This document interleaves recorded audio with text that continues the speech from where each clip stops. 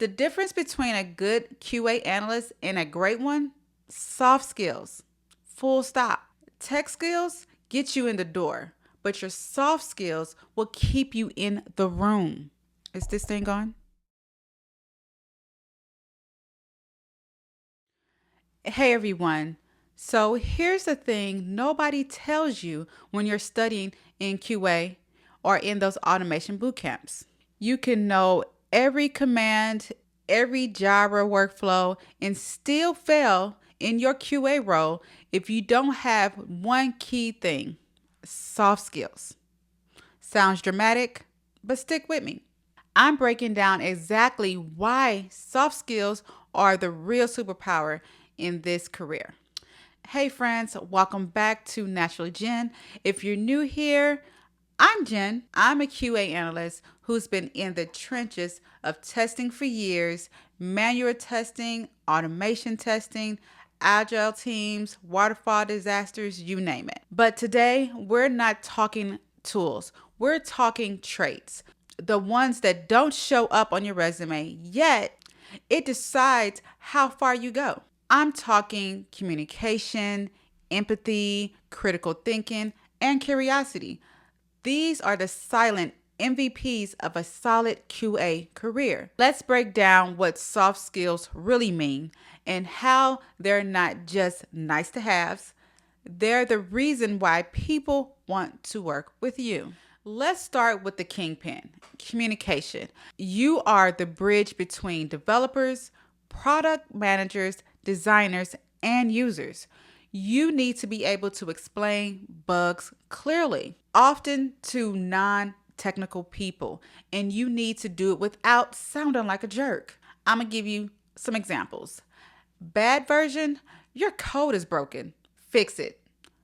Good version: I noticed there's issues during the login flow. Here's how to replicate it and the potential impact on your user experience. You see the difference? You can communicate a lot better without sounding like a jerk. QA isn't about blame, it's about clarity. If you communicate findings in a respectful and constructive way, you're 10 times more valuable than just a tester who just logs vague tickets and calls it a day. Let's try another example. Bad version: Stacy keeps making the same errors with her cases and not following the handbook. Good version: I see there's a trend with Stacy's cases. Here are our findings. You see the difference? How would you respond to each one of those? Next up, critical thinking.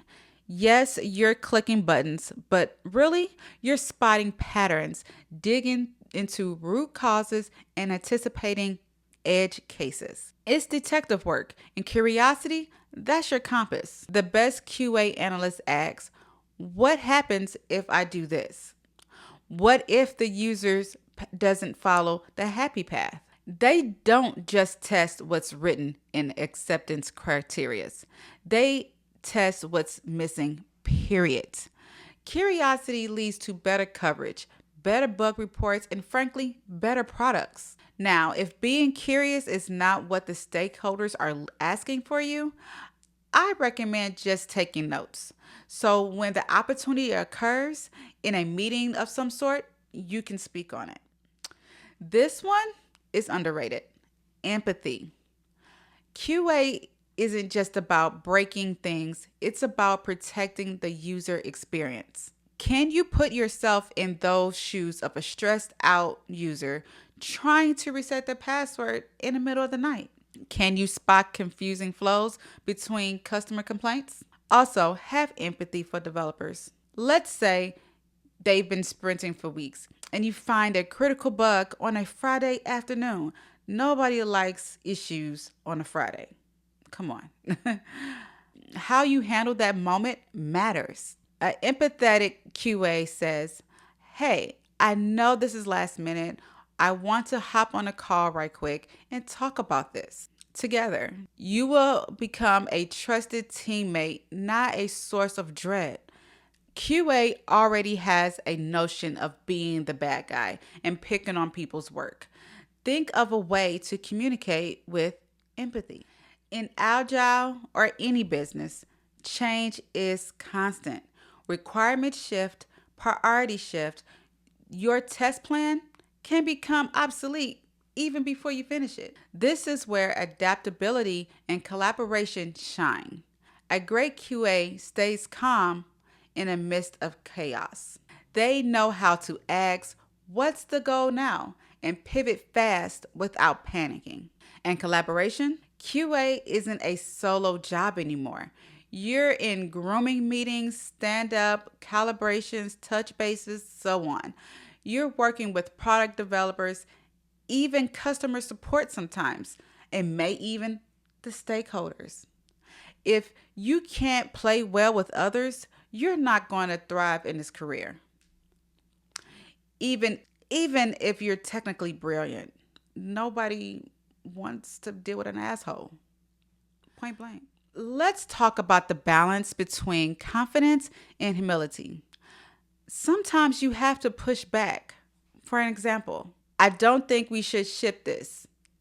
It will break payments before some users." Saying stuff like that takes courage. But you also need to know when to listen, when the fix isn't urgent, when the trade off makes sense. QA is a dance. You advocate for quality, but you don't bulldoze. Assertiveness with grace equals respect from your team. We all know that tech stack changes, the tools evolve, but if you have a growth mindset, you will always be valuable. A soft skill has the ability to say, "I don't know, I will find out." That humility and hunger right there, your learning makes you unstoppable. So don't just learn testing and auditing, learn how to give feedback, ask better questions, and grow with your team. So here's the deal: the difference between a good QA analyst and a great one: soft skills. Full stop. Because tech skills get you in the door, but your soft skills will keep you in the room. Is this thing on? You hear what I said? Soft skills will keep you in the room and you get invited to the table where decisions are made. If this resonates with you, drop a comment with the soft skill you are working on right now, or share a time a soft skill helped you level up as a QA. Like this video if you found this valuable, and don't forget to subscribe. I got new videos coming all about real QA growth, career tips, and behind the scene insights from the field. Thanks for watching. I will catch you on the next one. Peace.